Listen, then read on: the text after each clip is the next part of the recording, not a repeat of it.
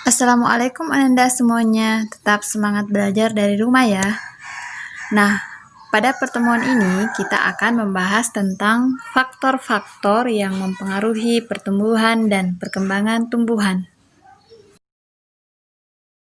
Pertumbuhan dan perkembangan tumbuhan dipengaruhi oleh faktor internal dan eksternal.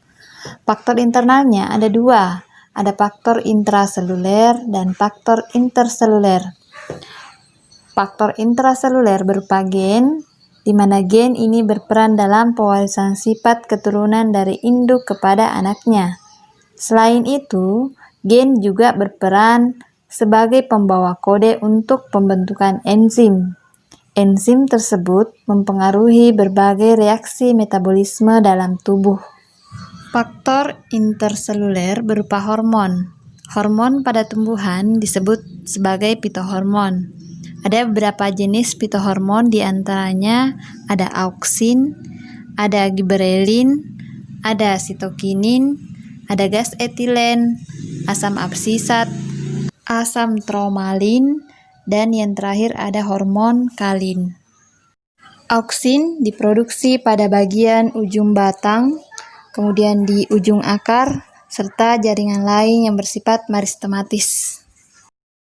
Beberapa fungsi auksin diantaranya yang pertama memacu pembentangan dan pembelahan sel, kemudian yang kedua merangsang pembentukan buah dan bunga, yang ketiga merangsang pembentukan akar lateral dan serabut akar, kemudian yang keempat merangsang dominansi apikal. Nah, yang dimaksud dengan dominansi apikal yaitu terhalangnya pertumbuhan tunas lateral oleh adanya tunas ujung tanaman. Jika tunas ujung tersebut dipotong, maka tunas-tunas lateralnya ini akan tumbuh. Aktivitas auksin dipengaruhi oleh gaya gravitasi bumi dan cahaya matahari. Nah, diperhatikan di gambar. Tanaman yang semula tumbuh tegak, jika direbahkan, auksin akan terakumulasi pada sisi bawah. Hal ini mengakibatkan terjadinya ketidakseimbangan sel antara bagian atas dan bawah, sehingga batang tumbuh membengkok ke arah atas. Aktivitas auksin akan terhambat jika terkena cahaya matahari. Jika salah satu sisi batang terkena cahaya, persebaran auksin menjadi tidak merata. Kandungan auksin pada sisi yang terkena cahaya matahari lebih rendah daripada bagian yang tidak terkena cahaya matahari. Akibatnya, bagian yang tidak terkena cahaya matahari dapat tumbuh lebih panjang. Oleh karena itu, batang tumbuh membengkok ke arah datangnya cahaya matahari. Hormon yang kedua adalah giberelin. Nah, giberelin ini diproduksi di semua bagian tumbuhan. Giberelin bekerja secara sinergis dengan auksin saat terjadi perkecambahan. Beberapa fungsinya adalah yang pertama, mengakibatkan tanaman berbunga sebelum waktunya. Kemudian fungsi yang kedua, merangsang pertumbuhan daun dan batang. Yang ketiga, merangsang pertumbuhan tunas. Kemudian yang keempat, memacu aktivitas kambium. Yang kelima, mengakibatkan tanaman tumbuh tinggi. Yang keenam, menghasilkan buah tanpa biji, biasa diistilahkan partenokarpi. Kemudian fungsi yang lainnya adalah memperbesar ukuran buah. Untuk sitokinin diproduksi pada jaringan yang aktif membelah, misalnya akar. Selanjutnya, sitokinin diedarkan ke seluruh bagian tubuh tumbuhan. Fungsinya yang pertama merangsang pembelahan sel atau biasa diistilahkan dengan sitokinesis. Kemudian yang kedua merangsang pertumbuhan daun dan pucuk. Yang ketiga menghambat efek dominansi apikal oleh auksin. Yang keempat merangsang pertumbuhan memanjang pada akar.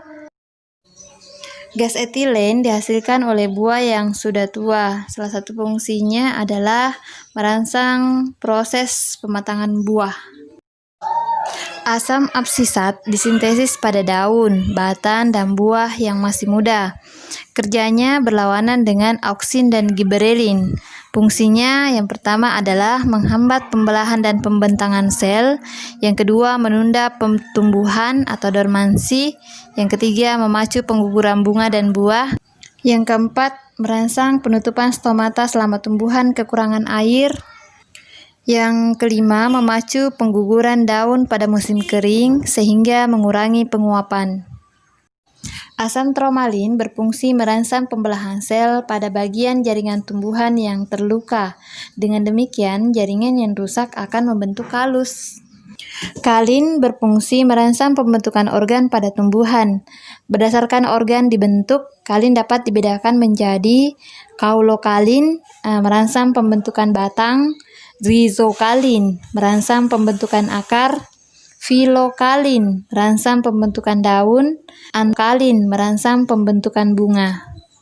Nah, untuk faktor eksternal yang pertama ada suhu. Suhu berpengaruh terhadap proses fotosintesis, respirasi, transpirasi, dan reproduksi pada tumbuhan.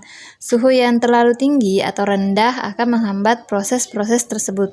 Suhu optimum itu berkisar 10 derajat Celcius sampai 38 derajat Celcius. Cahaya berperan penting dalam proses fotosintesis. Cahaya yang berlebihan dapat merusak auksin dan klorofil. Akibatnya, pertumbuhan pada tanaman menjadi terhambat. Sebaliknya, tanaman yang kekurangan cahaya dapat mengalami etiolasi. Etiolasi adalah peristiwa pertumbuhan tanaman yang cepat di tempat yang gelap. Nah, seperti yang terlihat di gambar, itu ada dua gambar tanaman. Yang satu adalah gambar tanaman yang mengalami etiolasi, kemudian gambar yang kedua adalah gambar tanaman normal. Nah, biasanya tanaman yang mengalami etiolasi itu memiliki ciri-ciri batangnya memanjang lebih cepat, kemudian tanamannya berwarna pucat, batang bersifat lemah dan kurus, daun tidak berkembang akibat kekurangan klorofil. Tumbuhan memerlukan air untuk berbagai fungsi, diantaranya menentukan laju fotosintesis, sebagai medium berbagai reaksi enzimatis, membantu proses perkecambahan biji, sebagai pelarut universal, mengangkut unsur hara maupun hasil fotosintesis. Nutrien tumbuhan dapat dibedakan menjadi dua macam. Ada istilahnya makronutrien, artinya unsur yang dibutuhkan dalam jumlah yang banyak, meliputi unsur karbon, hidrogen, oksigen, fosfor, kalium, nitrogen, sulfur, kalsium, dan magnesium. Sementara unsur mikronutrien merupakan unsur mineral yang dibutuhkan dalam jumlah yang sedikit, misalnya besi, boron, mangan, molibdenum, seng, tembaga, dan klor. Tumbuhan yang kekurangan nutrien dapat mengalami defisiensi. Nah, defisiensi ini mengakibatkan pertumbuhan tanaman menjadi terhambat. Tumbuhan memerlukan oksigen untuk proses respirasi aerob.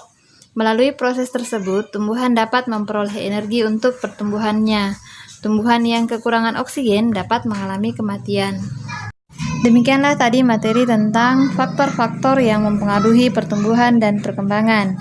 Mudah-mudahan Ananda bisa memahami. Kalaupun ada yang tidak jelas dan ada yang ingin ditanyakan, silahkan ajukan pertanyaannya di forum Google Class-nya. Assalamualaikum warahmatullahi wabarakatuh.